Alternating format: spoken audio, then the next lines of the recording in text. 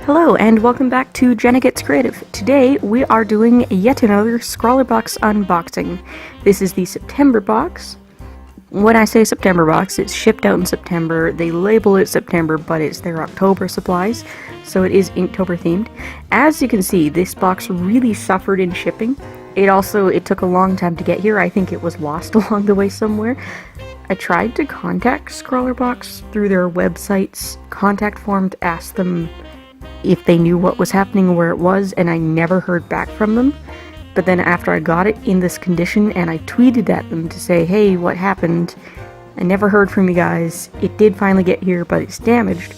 They responded right away and they were willing to resend the sheets of paper, which I told them no problem, I don't need paper. The pens were fine. But anyway, that's what happened. I do believe this was either Canada Post's fault or Royal Mail, whichever end this happened on. But it got to me, and the pens work, and we're good. So, as you saw, the sheets of paper are water damaged. The print does not appear to have any water damage on it, and it looks like that protected everything else in the box. The print did also get scrunched up. I was able to flatten it by letting some hard books sit on it, but it has some scars.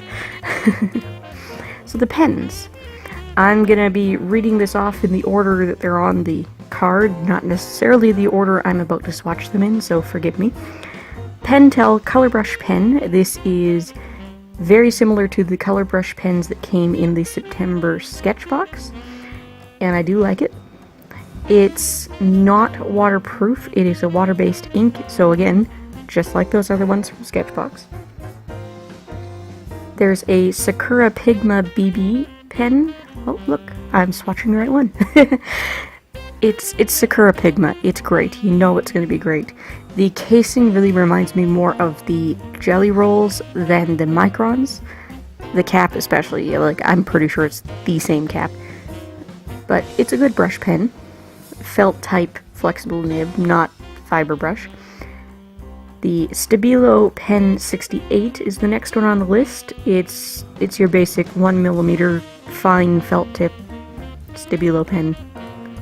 No big deal. Not waterproof, obviously. But they can be left uncapped for 24 hours without drying out, it says, which I'm kind of tempted to test that, but knowing me, it would be 72 hours before I remembered again, and it would definitely be dry by then. We have the Edding 2200C permanent marker. This is a medium chisel nib permanent marker. You can make anywhere between a 1 and 5mm line depending on how you use it. It's light fast, quick drying, and waterproof. All true. But may bleed through your paper, the listing says, and that is definitely also true. It is the most likely to bleed out of all of these. It does have that strong permanent marker smell to it. It really reminds me of the high quality permanent markers my mom would buy to write on all of her classroom supplies. She was a teacher, and I'm not talking about the cheapy multicolored ones the school supplied. I'm talking the ones she bought for herself and kept in her teacher's desk and wrote on her stuff to identify it as hers. Like, when you shake it, it even seems like there's something in it to stir up the ink. We also have the Zebra Sarasa Porous pen. This is a needlepoint fine liner. It's 0.8mm, acid-free, archival, water-resistant. We're getting to the end of the list. It's a long list. Artline Stix brush marker. It's a felt tip brush marker. It's really nothing special as far as a brush tip marker goes. It's water-based ink, non-toxic, washable, and the cool thing about it, I believe these have been in ScrawlrBox before. They look like Lego on the outside, and you can stick them together to each other, or the cap to the barrel when you're using it. It's really cool. I haven't shown my husband yet, but he's obsessed with Lego, and I'm sure he would be super excited to see this. We also have the Centropen 4606 marker. This is an alcohol-based marker. It was created for labeling CDs, actually, but you can use it for lots of things. It's a 1mm felt type fine tip, and I really like this one, actually. I ended up using it in this piece. I didn't use all the pens, it was too much of the same thing. And it claims it can last 5 days without its cap. And the last pen on the list is the Derwent Graphik Line Maker in black. And it's a...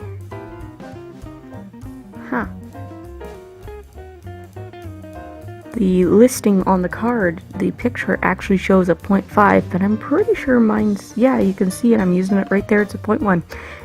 Anyway. It's a good light fast pen.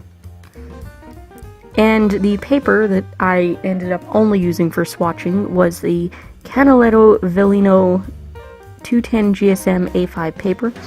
It's a cotton paper. It seems like it was going to be really good paper had mine arrived intact.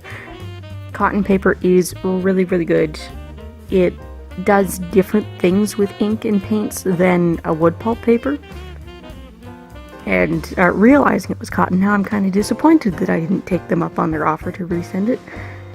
But I have other cotton paper.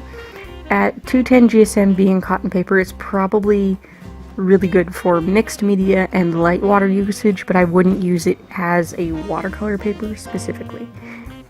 Anyway, wow, it's almost 7 minutes into this video and I haven't talked about the piece yet.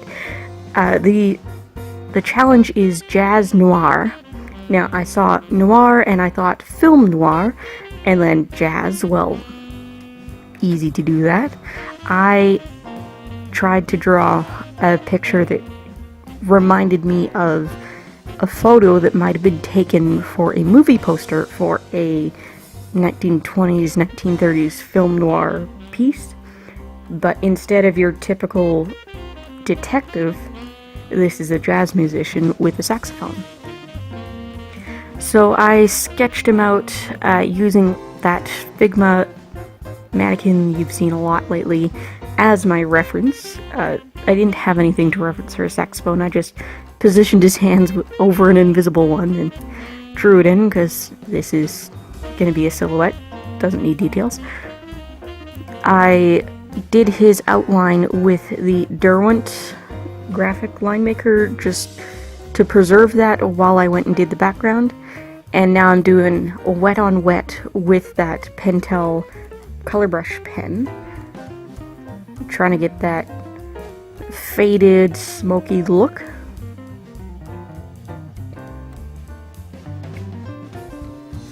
I kind of regret dotting these colors in there closer to him because unlike watercolor paints, this isn't going to completely dissolve. And here I really got freaked out that I was ruining the piece. But I kept going and it does slide off pretty well.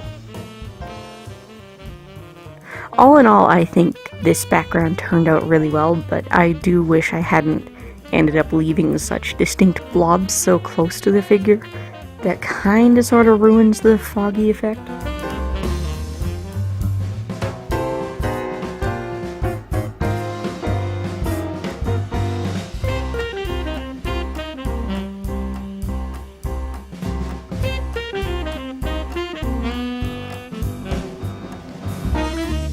And just setting that ink with the hairdryer. I thought I cut this stuff out, but you know, showing you the process. Here we go after it's dry. I'm taking that Pigma BB to fill it in.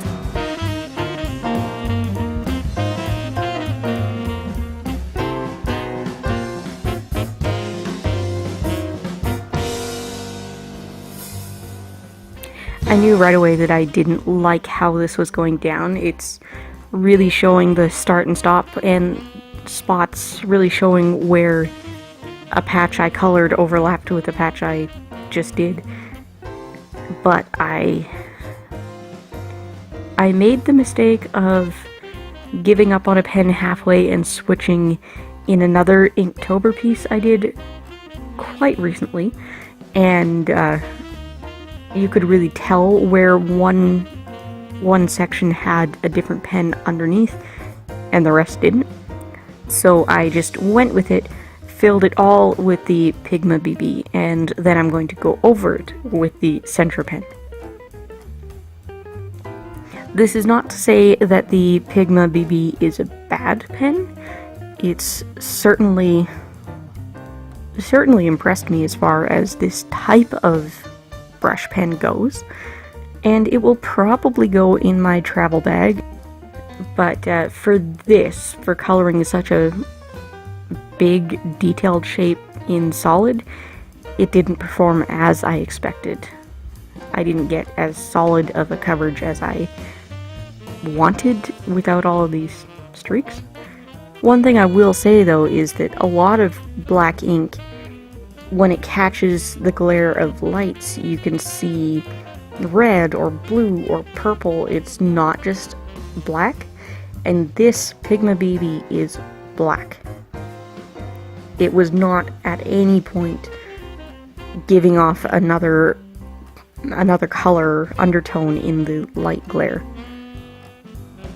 So here we're working with the Centropen to go over all of it and try to even out the tone, and as mentioned, a lot of pens do have that color sheen to them. This one is quite red in the glare of brighter lights.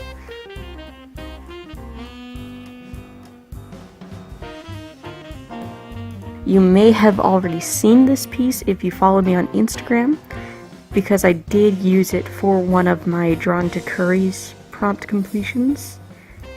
I used this for their prompt black and white, so I did already post it, and I did use the grayscale filter just to get rid of that red sheen in it. And oddly enough, like, I don't know if it's because I know the sheen was red, but you can see that there is a very distinct sheen to it, and it still looks red to me when I look at the grayscale filtered photo on Instagram. But go over and check that out and see if you think it looks like that too. I don't know if I'm going to do that or use that picture again when I announce this video, so don't look at the video announcement post on Instagram, look at the previous post on Instagram with this picture if you want to go check it out and see if you can see a red sheen in it or not.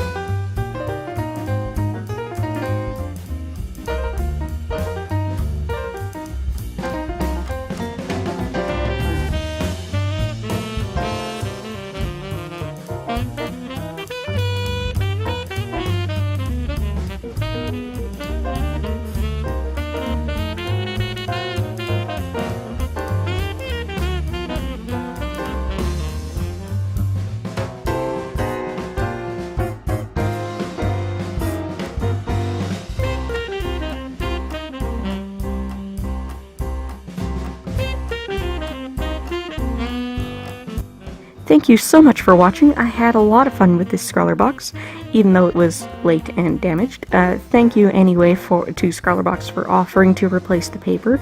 Had the pens been damaged, I would have taken you up on that.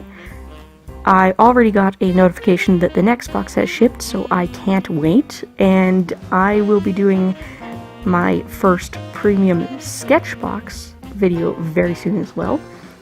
But ScrawlrBox is still my favorite, I promise.